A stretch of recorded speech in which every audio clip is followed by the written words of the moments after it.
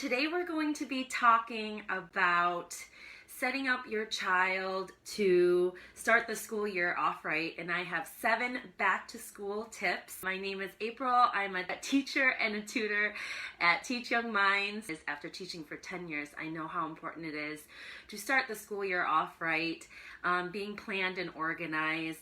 You don't want to be putting off fires and be completely unprepared during this time. You're going to be running around like crazy, not finding the things that you need, running late. So this checklist is really going to help you. If you've already started the school year, this is still going to help you, so stay tuned. I do have a checklist that's going to run down all of the things that I'm going to be talking about today, so you don't have to take any notes, just sit back. The first thing that you need to be doing to get your child ready for school is to start a routine. And I want you to picture your perfect school day. When will your child wake up? How do they get ready? Where are their things going to be? What are they going to have for breakfast? Where is the pickup? All of those things need to be put into a certain routine.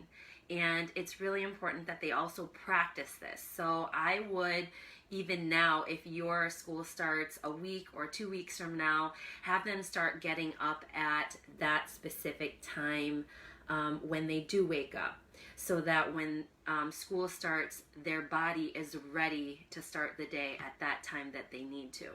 I would go to the school and show them where they need to be dropped off, the doors that they need to go to. Sometimes the school has an open house. That's really important for you guys to go there and check out the school, especially for the little guys that have never been to school before. It really eases their nerves of finding the classroom, things like that. So I would say have a place, practice the routine for drop-off. Where do they go to pick up? Talk about who's going to be picking them up from school. When they come home, what's the routine? They come home, where are they going to be putting their backpacks? More importantly, where are they going to be putting all those papers that come home? Because back to school is all about the forms, right? So make sure that they have a place where they can set the forms for you to look over and sign and send back. Also a place where they can do their homework. I'll talk about that in just a second.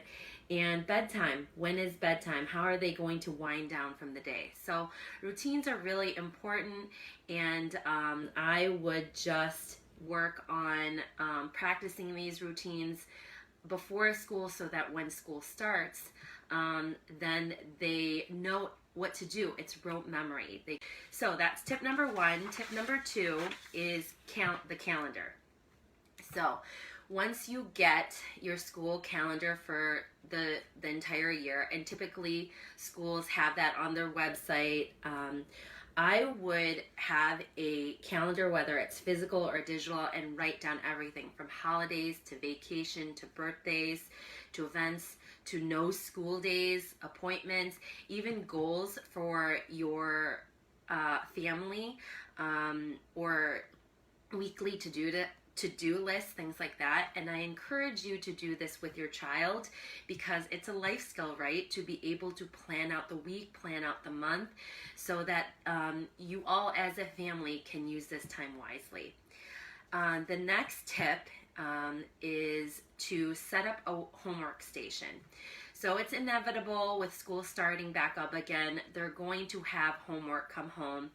And your child really needs a place where they can just start working. It should be comfortable. It should be removed. All the distractions should be removed from the area. Maybe have a container to store all of the different materials in. The checklist that I'm providing you will have a list of possible materials that they might need. It's really important that they have this space so that they can work in a comfortable place. I would even start practicing or using this space right now, you know, get their brains charged up and ready to go. School supplies are really exciting for any kid, and let's be honest, adults get really excited about shopping for school supplies. Have a plan in mind of what you need, because when you go to Target without a plan, you're going to overbuy and you're going to overspend. I would get that list of all the things that your child needs for school. Typically a teacher gives that list over. Stick to that list, because teachers have a specific list of things that the child needs in order for them to conduct lessons. If your teacher doesn't have a list, then I would keep thinking less is more. When your child is overburdened with all of these, you know, different materials for them to learn, like an overabundance of pencils, an overabundance of coloring tools, it's going to overwhelm them. They can't organize their things properly. And I've seen this so many times where I'll have my students take out a pencil, and there'll be a couple of those kids with way too many supplies, not being able to find their pencil, and we're already on page 2 and they still haven't found the pencil. The checklist that I mentioned has a guide, a suggestion of all the different materials that your K through 2 student might need. Another really exciting thing when it comes to back to school is back to school clothes shopping. And I do this as a teacher too.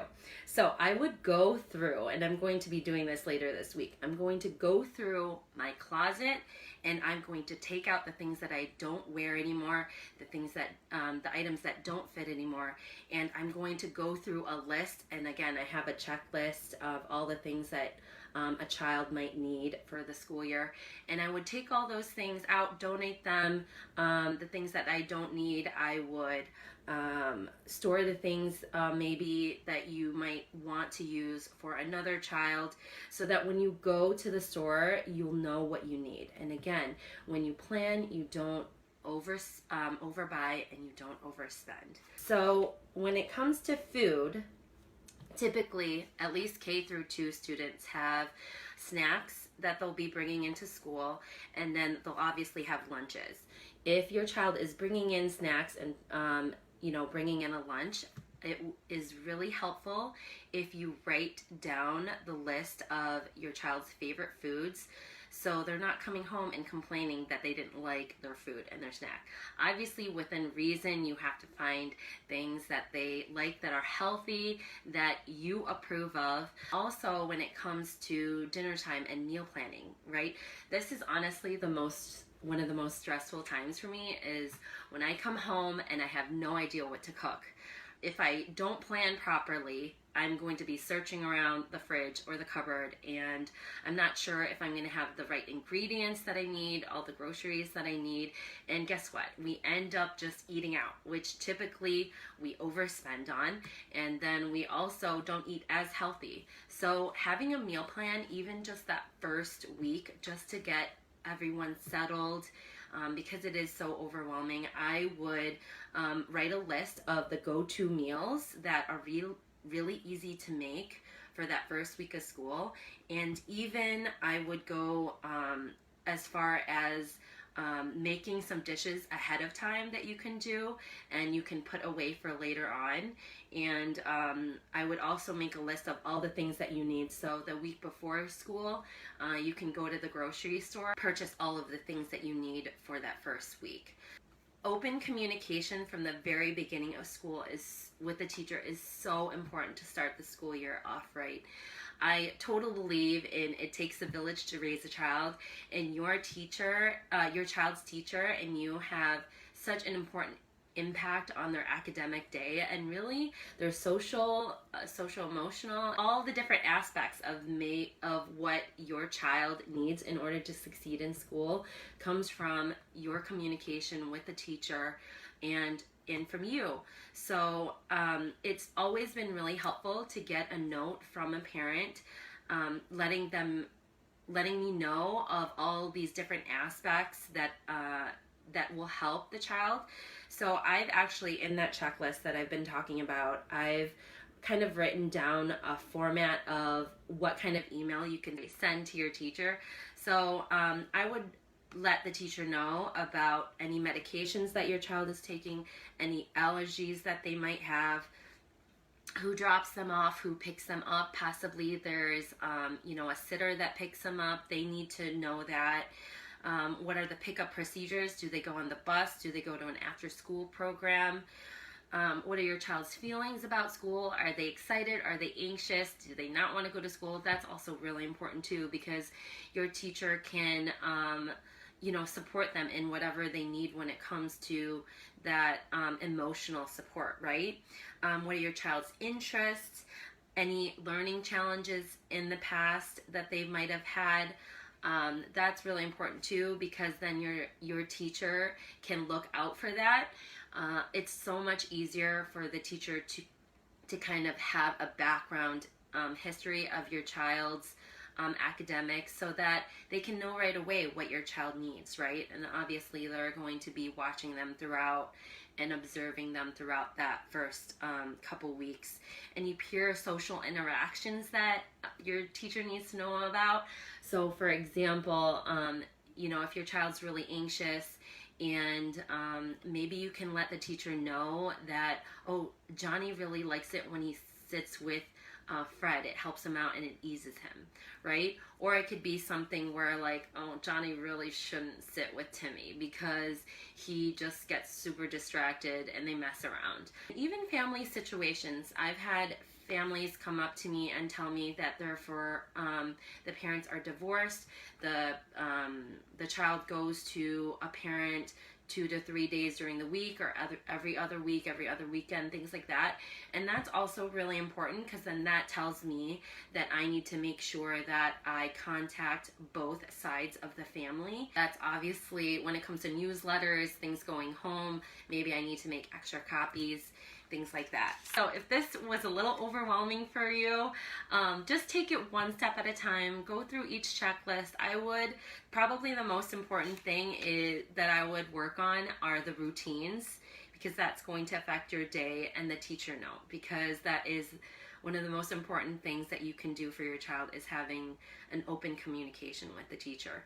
I hope that you found this helpful. If this was helpful for you, I would love for you guys to share it. If you have any questions about what we talked about, make sure you leave it in the comments.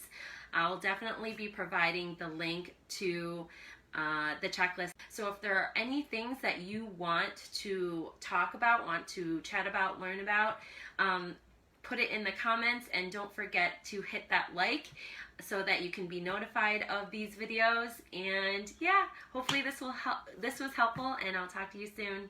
Bye.